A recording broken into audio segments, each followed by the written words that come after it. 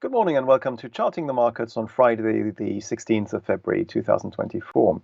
Earlier this morning we had UK retail sales out and we had a great upside surprise with retail sales coming in twice as high as anticipated for January. And that compares to a very negative reading back in December. If you remember, we had really low retail sales below minus 3%. As UK shoppers basically made the most of the Black Friday sales back in November, and as half of the respondents basically didn't want to spend as much money as the year before. But this has now all been turned around with, as I say, retail sales coming in much stronger than expected for January. And this has led to the FTSE 100, as you can see here on the daily financial bet, rising by nearly 2.5% from its Tuesday low. Obviously, we also had US and European equity markets trading back at record highs. The CAC 40 made a new record high in France this week. The DAX 40, we'll look at that in a minute, did so earlier this morning as well. And all of that basically also helped the bullish momentum here with regards to the FTSE 100. And what is interesting is that this rally in the FTSE 100 is happening despite the FTSE having slid into a technical recession, as we saw yesterday, the second negative quarter of growth for the British economy.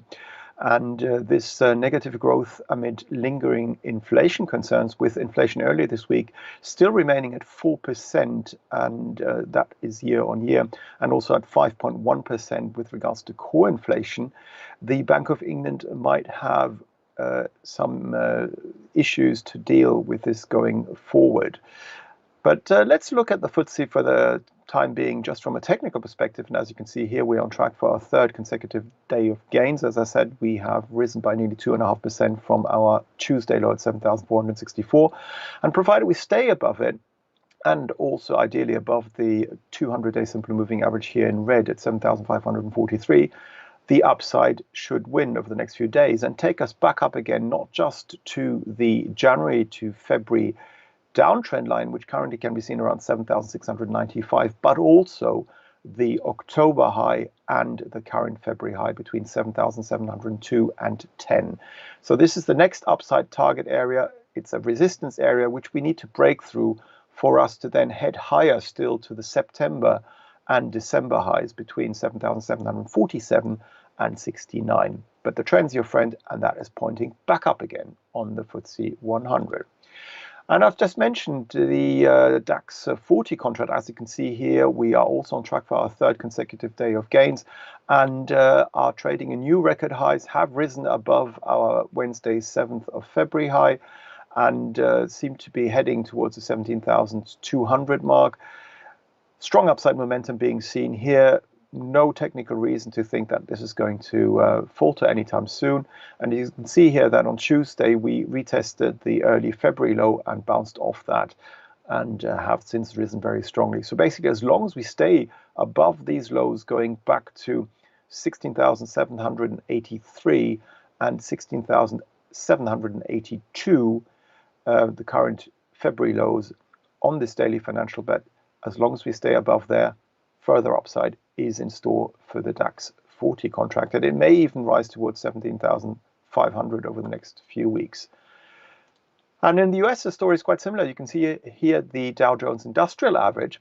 The only difference here is, and this is quite interesting from a technical perspective, that we did fall through our October to February uptrend line, and yesterday tested it. And quite often when you have a trend line which is being fallen through, it then acts as a resistance line going forward. And this is exactly what happened yesterday. The question is, can we today, on a Friday closing basis, that is to say a weekly chart closing basis, close back above this uptrend line, which would mean that we would also rise above the current record high 38,933, and that we would be trading in new record highs. Now, let's see what happens later on today, but let's also look at the weekly chart. And I know a lot of investors wanted to sell into this rally, but as you can see here, since the end of October, we have had 16 consecutive weeks of gains, except for one single week at the beginning of the year. Why would you go against the trend? The trend's your friend. And as you can see here on the weekly chart, we remain very clearly bullish. Yes, the upside momentum is on the wane a bit, so maybe we could, over the next few days, slow down with regards to our rally here on the Dow Jones Industrial Average. But as long as we stay above the last reaction low, that's to say a low which is on the daily candlestick below the one to the left and to the right, back here on the daily chart, made on Tuesday, as long as we stay above Tuesday's low at 38,037, further upside looks to be in store, taking us to probably new record highs around the 39,000 mark, above which we still have this psychological 40,000 level to aim for.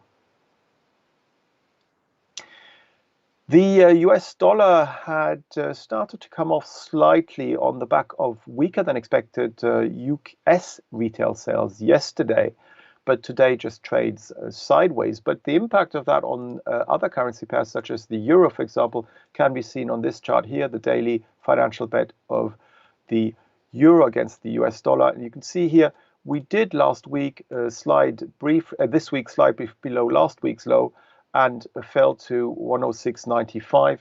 Let me just update this here on the chart, and basically are bouncing off that low now and are heading back up towards the December to February downtrend line around 108.04, and also the 12th of February high, the high from last week at 108.05. That is key resistance because that's the last reaction high, and we also have this downtrend line.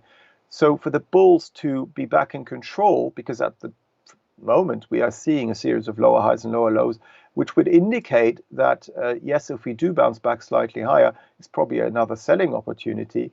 But as long as we stay below 108.05, further downside could take us through that 106.95 low, in which case we could then head back down to the 12th of October high at 106.39. As you can see here, this time around we held at the late October high at 106.95, which acted as support this week. For the bulls to be back in control, we would have to not only rise above 108.05, but ideally also above the red line here, the 200-day simple moving average in red at 108.29. Now, the Japanese yen continues to weaken, as we can see here, against the euro, with the euro-yen cross continuing to rally. And this has to do with the Japanese economy also heading into a recession unexpectedly yesterday. And despite that, we had, or because of that, we had the yen weakening, which then also have helped the Nikkei 225, for example, the Japanese stock index, to rise to new 34-year highs and approaching its all-time record high going back to the 1980s. And on the currency pair here, you can see that euro yen is now approaching the January high at 161 yen at 87 sen, which may act as resistance today. But if we were to close above it on a weekly chart closing basis, because it's Friday today, that would give us a very strong signal that we could head higher up towards the high seen back in November, towards 164.30. And here, basically, the upside momentum should remain in play as long as we stay above yesterday's low at 160.92. As you can see here, we also had the broken through downtrend line, which, because of inverse polarity, acted as a support line over the last 2 days, acting as potential support as well. But further upside likely to be seen with regards to the euro against the Japanese yen, as the yen continues to weaken on that economy slipping into a recession. And you can see the same happening with dollar yen, which interestingly enough came off its 150.88 high seen on Tuesday over the last few days, as also yesterday US retail sales came in lower than expected. But you can see here that on this yen weakness, we are heading back up again with regards to the dollar against the Japanese yen. And if we were to rise above 150.88 Tuesday's high, we would then be heading back up again towards the high seen back in November, the record high at 151.91 to 94 sen. So that's the next upside target, provided we stay above yesterday's low at 149.54 on a daily chart closing basis. The oil price has been interesting of late as well. If we look at Brent crude oil, for example, we can see that investors are still mulling over basically, where is it? Here it is, over ample supply and concerns with regards to the Middle East, and perhaps a disruption in the supply being seen if the war in the Gaza Strip were to escalate, which may well be on the cards over the next few days. But that saw basically the Brent crude oil price rise back above the red line here, the 200-day simple moving average on this front-month futures contract at 81.65 yesterday. But today you can see here we're once again slipping back towards it, and it is currently acting as support. But on a technical basis, basically, as long as we stay above the last two reaction lows there, that's to say also yesterday's low at 80.40, the upside should win. But you can see here that this week's high at 83.24 was made very close to this key resistance area I've been alluding to over the last week or so, between 83.79 and 84.58. Basically, all the highs made since mid-November of this year were made in this resistance area. So we can see here that we're still trading in the sideways trading range, which we have been in since November of last year. But what is interesting for the bulls is that we've had a series of higher highs and higher lows since mid-December, indicating that the odds are higher for a continued advance in the oil price to be seen, rather than another fallback into the middle of the sideways trading pattern. But this will only, as I say, remain in play as long as we stay above yesterday's low at 80.40 on a daily chart closing basis. And then what we need to see for the bulls to be really back in control is a rise next week above 83.24, this week's high, and then also above the late January high at 83.93, which would then take us back up towards the November high at 84.58, and a rise above there and daily chart close above there would indicate that we'd have then formed a major bullish reversal pattern, which could then take us all the way back up again towards the $90 mark or so for the oil price. Now, the gold price slid on the stronger dollar at the beginning of this week. As you can see here, we've had 4 consecutive days of falls, but then we basically leveled out on Wednesday at $1,985 per troy ounce and have been bouncing back since, and are currently testing this resistance area here, going back to the October and late November highs between $2,007 and $2,009 per troy ounce. And we'll have to see whether we can rise above that resistance area, in which case we would probably retest the 5th of February low at $2,015 per troy ounce. But here, what we really need to see for the bulls to be back in control is ideally a rise back to this downtrend line going back to December of last year. And we've got an accelerated downtrend line, as you can see here, coming in currently around $2,022. But what we would like to see is a rise above Tuesday's high here, and also where the orange line, the 55-day simply moving average, can be seen at between $2,032 and $2,033. Unless we see that, we still have a series of lower highs and lower lows, which would mean that the short-term downtrend is still in place, and the medium-term downtrend also from the $2,088 late December high is also still in play. And it could indicate that if we were to fall through the low seen this week at $1,985, we could then retest not just the mid-December low at $1,974, but also the red line here, the 200-day simply moving average, $1,967. And last but not least, I'd like to look at the silver price. And as you can see here, the spot silver price has done something really interesting from a technical perspective, in that it has fallen back to the December to February downtrend line, which we briefed at the end of January. And quite often, once you breach a downtrend line, because of inverse polarity, it becomes a support line, as you can see here. So we've broken through that downtrend line and then retested it. It held a support here on the 31st of January. Then we fell slightly through it. But you can see every time we close on the silver price, we closed on it. Then we did slide through it for several days, broke through it again. But then this week, again, as you can see here, that downtrend line, or the area around it, acted as support once again. So yes, we did fall back to $21.93, the low seen back in at the middle of January. And that again held as support. And now that we are bouncing back up again, what we should also, from a technical perspective, be doing is actually redraw our trend line.